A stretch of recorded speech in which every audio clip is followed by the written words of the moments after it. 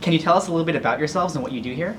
Sure. So my name is Melissa Larson. I've been with the campus team for a year and a half, but I've been doing campus recruitment for almost 5 years now. And my area of focus is wealth management, risk management, and investor and treasury services. So I help managers hire for co-op students, summer interns, new grad, rotation programs, anything to do with students is my area of expertise. Similar to Melissa, I've just recently joined RBC last year, and I do recruiting for capital markets, so anything in global markets, in investment banking, equity research, debt capital markets is part of my expertise, and I hire summer interns, co-ops, and I also manage our global markets program and our global investment banking program. What recruitment opportunities are available at RBC? So RBC does a lot of hiring for students. Whether you're a co-op student, part of a co-op program, we hire in fall, summer, and winter. And then in the summer term, we hire summer students or summer interns. And this summer we have close to 600. So there's definitely a huge emphasis on student hiring. And Liz will tell you where we hire. Yeah, whatever your expertise is, every area of the bank hires, from like commercial banking, insurance, wealth management, technology and operations, risk management, capital markets, you name it. There's a variety of different roles posted at the bank. Yeah, and as a campus team, we do a lot with our students. So we have an orientation, a midterm event, an end of term event, giving you opportunities to meet us as a campus team, as well as network with other students and other individuals in the company.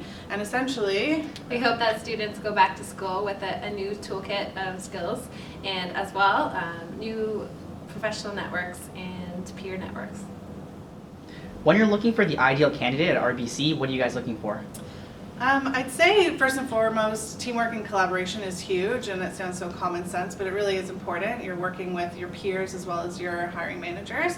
And then for me, I'd say that Excel is very important. So a lot of our finance and business roles, it's required, and not just basic Excel, but going above and beyond, whether that's through VBA, through knowing macros, pivot tables, really showing how you differentiate from everyone else in your Excel skills is always important, and always an ask from our hiring managers when we're sending and sharing candidates with them. For capital markets, I know specifically for sales and trading, they're definitely looking for students that have capital market knowledge, knowledge of the market, what's going on in the economy and whatnot. For more quantitative roles like algorithmic trading, they're looking for people that have programming skills. Just knowing the different programming languages is very, very helpful. And for technology and operations, they hire a lot of students as well, and they're looking for business students and also students who have the technical background. So every manager is going to be looking for something different at the end of the day, so really know the audience and the roles that you're applying for, and make sure that you're reading the job requirements and that your skill set matches what they're looking for. What are some things that really stand out to you or that you look for in a cover letter and resume? That's a good question, because I get that question a lot from students, and I think it's really just tailoring your cover letter to this job specifically that you're applying to, and also incorporating your personal brand into your cover letter. Your resume is a very concrete list of things that you've done, and you can't really emphasize your passion or your interest in those work experiences or extracurriculars. So the cover letter really emphasizes what you did, what you were proud of, how you got it accomplished, what you took out of that experience, as well just giving interesting, passionate personal experiences that you've done before that you might not be able to put on your resume.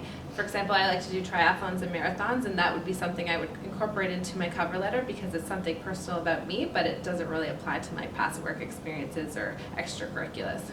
Yeah, I think the cover letter allows you to tell your story essentially, and allows you to differentiate yourself from everyone else. So my biggest, advice is make sure spelling and grammar is correct. And again, sounds so common sense, but it happens very regularly that we do see spelling mistakes. And make sure that your cover letter is addressed to the right company. When you are applying to jobs, you're doing it very quickly, and you can forget to do that. And that's a small little mistake that could just immediately, push you out of the process. So should be avoided, in my opinion. Can you give us an example of an ideal resume?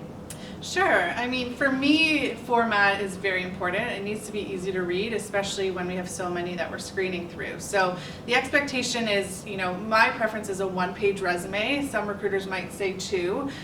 Don't go beyond that, especially if you're a student. I don't expect you to have, tons of experience that should be listed, but essentially you want to make sure it starts with your education. Any clubs that you're part of should be listed there. If you are on the dean's list or have high GPA, make sure that's listed.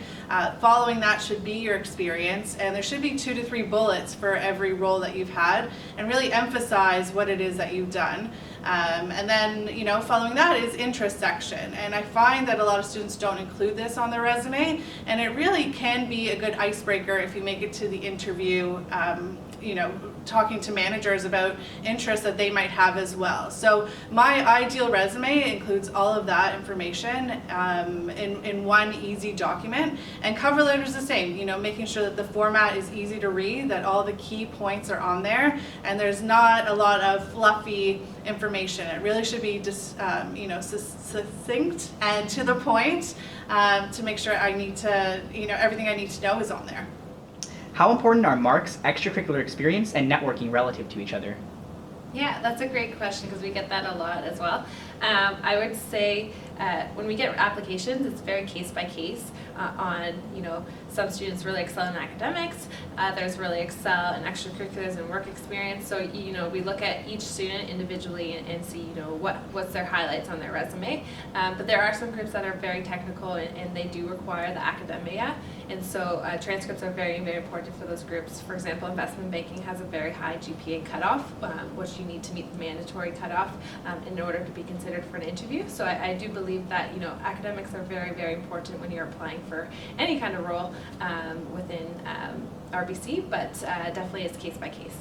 How can students stand out and make a lasting impression during networking sessions? I've met so many students. Again, I've been doing campus recruitment now for 5 years, and there's been so many amazing students along the way. I think the ones that definitely stand out are the ones who will come to events and have clearly done the research. So they're not asking me, what is RBC? They already know. They know the area of interest, and they're really adding value to our conversation and then following up after. So making sure you're aware of, why you're talking to the individuals you're talking to when you're networking is very, very important. Yeah. And I would also say bring your business cards with you, because the way that we communicate with students after info sessions is through having their business cards and having their email, personal contact information provided to us at the sessions. What are some ways in which students can become more involved with RBC? So RBC, especially the campus recruitment team, is very involved on Twitter and LinkedIn. So that's a great way to start. You can, follow the entire campus team, and you can find out our whereabouts, helpful hints. We'll post jobs onto Twitter as well. And then through LinkedIn, during the summer, we actually have LinkedIn chats where we talk with different areas of the bank. And it's a great resource if you are looking at different opportunities to understand what the bank has to offer. So I'd say that's one way to get involved. Is through social media. Another way to get involved is our campus team is always on campus, whether it be conferences, info sessions, you name it, guest speaking sessions. So definitely meet us on campus. We promote all of our events on Twitter and LinkedIn, so you'll know where and when we'll be on campus. These are great opportunities, so take advantage of them, and they're a great way to help you launch the recruitment process and get a head start in the recruiting career. And I think that it also, fosters that networking, which is definitely important. Not just to, get to know people, but to really understand the different areas of the business. So RBC is a large organization, and we were made up of lots of different parts. So being able to talk to people who are doing the jobs day to day will really give you a great sense as to what it is that you need and what you'd be expected to do if you were in those roles. So really, take advantage of any chance you have to network, whether it's mock interviews on campus or, as Liz mentioned, info sessions, conferences. Get involved and do it early. Don't wait until 4th year. Make sure that it's all happening, 1st and 2nd year or as soon as possible. Why RBC? Oh, why RBC? Well, to me, in my opinion, RBC has done a lot to support student hiring. Whether, again, you're a summer student or a new grad, they've really put an emphasis on bringing in the next generation of leaders. So, different ways that that's done is we have a Career Launch Associate program. It's a one-year program where you get to see different areas of the bank. RBC also offers scholarships for students, which I don't think a lot of students even realize how much, RBC gives back to students. And once you are here as an employee, you get various communications. There's definitely different ways to get involved here at RBC. So we have Next Gen, which is a group for young professionals where you get to network with other business professionals in your age range, and you get to meet with senior leaders. There's definitely a lot of learning and training opportunities where students can come in and really build their toolkit of skills, as quickly as, for your first few months. So if you're willing and looking for a company that's here to support you and your growth, then, RBC is the company to definitely do that at. Thanks for having us. It was so fun interviewing with you, and be sure to check us out on social media.